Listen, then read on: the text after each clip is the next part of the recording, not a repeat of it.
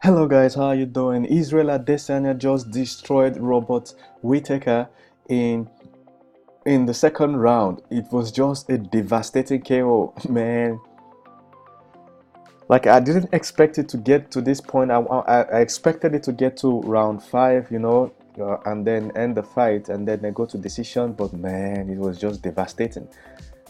To my worst or my greatest surprise, Robert Whittaker was greatly outclassed. Israel was just on a totally different level. Like Israel was like levels above Robert Whittaker in this fight. And he was able to utilize his reach very well.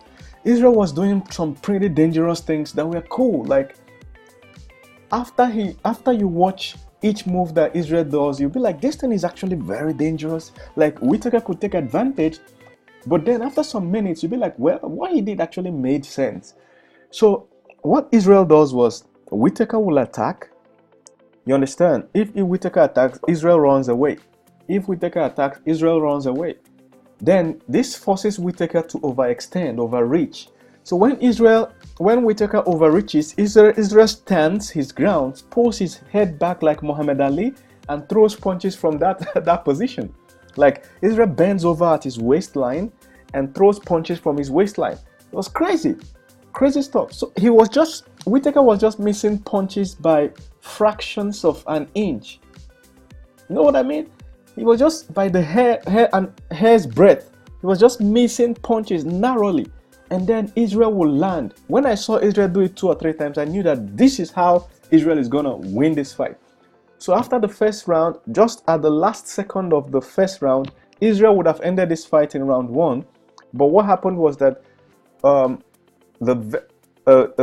Israel hit Whittaker. Whittaker went down. As Israel rushed in to close in, the bell went for the end of round one. I knew that Israel has gotten. Round two came on, and Whittaker came on guns blazing again. He was not going to allow his belt to be taken, and if Israel wins this, it's gonna be the undisputed. So he came out guns blazing, but he wasn't realizing what Israel was doing. Israel was running away, forcing him to overextend again. So in one of those overextensions, remember that Israel is taller than Whittaker, so Israel's jab was always reaching where Whittaker's jab can't reach. So Whittaker's face was all bloodied up and stuff like that. But eventually, Whittaker came in with some of those 2-3 jab combinations. Israel stood there and leaned his head back again, and from that position, Israel countered with 2-3 punch combination. It was the last punch that knocked Whittaker down, and when Israel rushed in to close the fight, the referee stopped the fight.